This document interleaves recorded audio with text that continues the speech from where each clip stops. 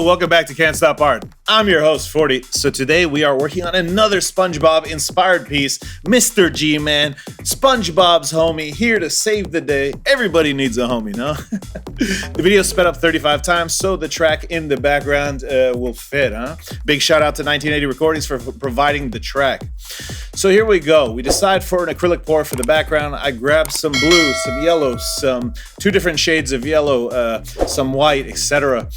And if you want to watch a video on how to do an acrylic pour, I have a video on that on the channel. Search for it. So then I grab some Sarl transfer paper. After doing so, I transfer the design from the paper onto the Sarl, onto the canvas board by using a pen. That leaves that red graphite behind, right?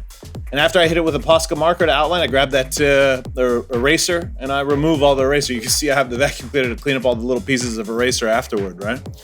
And so now that we've got the outline done, decided to hit it with some white paint. The reason for that is because most of my acrylic paint is probably semi-transparent, semi-translucent, and if we hit it with the white paint, it's going to make the paint pop. I'm not looking to blend the colors below with the character, so it's exactly what we decided to do, right? I think Gary is hilarious. I haven't seen SpongeBob very many times, but when I have seen it, and I've seen it in Spanish too, it's amazing.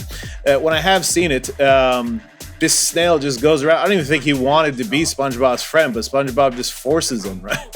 And the snail looks stoned all the time, right? So, a snail after my own heart.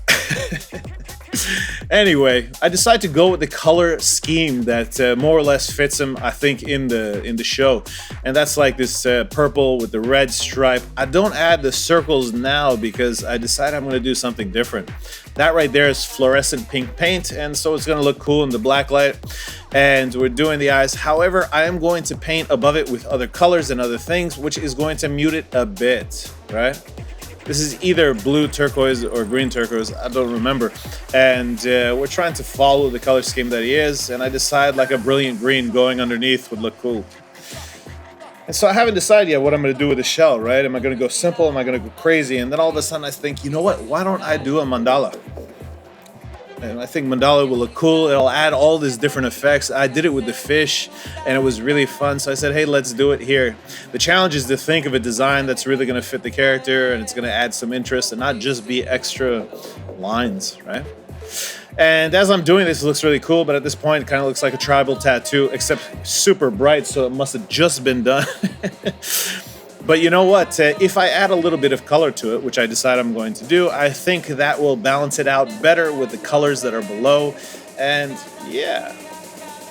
And so coming up with this idea, I didn't jot anything down. This is kind of off the noggin, off the head, and just going. And I'm actually happy with the way it came out. Some of the things I probably could have done a little bit cleaner. Not all my my circles aren't perfect, etc. But I don't think that's a problem because when the design is symmetrical, it draws your eyes in, and your eyes tell you that it's okay, it's right, right?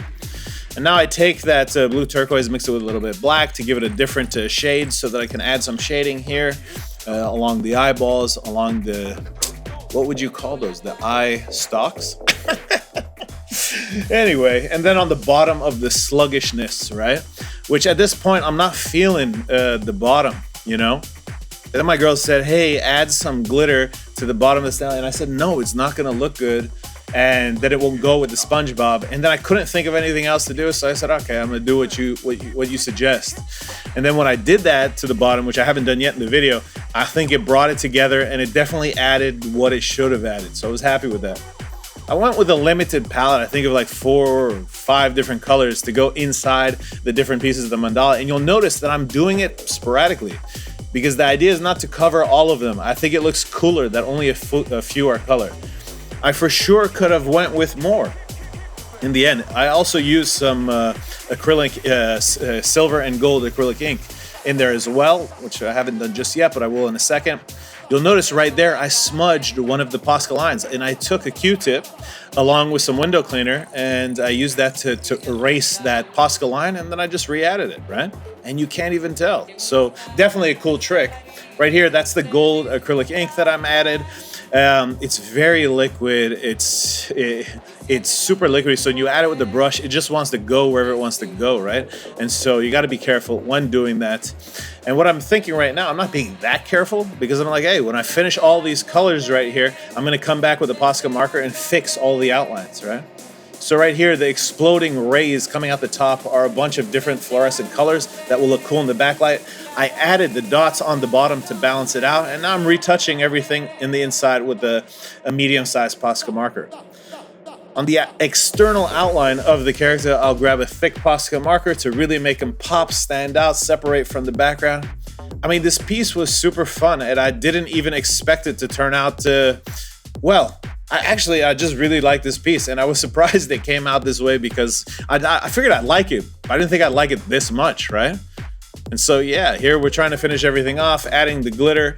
And you see I have a light right there from Manfrotto, and that's just to check like the way certain things are hitting it in different directions, and then also when I'm checking to see, oh, did this come out right, etc. And here, just adding some final touches in the eyes, and we are almost done, guys. What do you think of the piece? I think it's super colorful, super awesome. I really dig it. I hope you guys too. If you did, please like, share, subscribe. You know the deal, baby. Until next time, I'm out.